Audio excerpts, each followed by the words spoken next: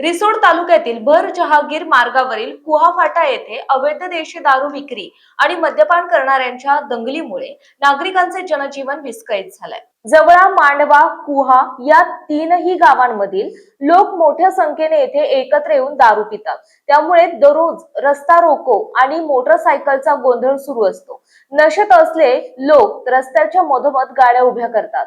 तासन तास वाहन चालकांना थांबावं लागतं। शाळेची एसटी बस देखील येथे थांबवावी लागते। कुहा फाटा हा रिसोडला जाण्यासाठी मुख्य फाटा असल्याने महिला प्रवाशांना उभे राहणे कठीण झालंय।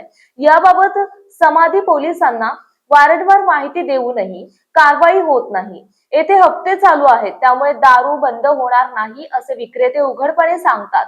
जर तात्काळ कारवाई झाली नाही तर नागरिकांना आंदोलनाचा मार्ग अवलंबावा लागेल असा इशारा परिसरातील नागरिकांनी दिलाय।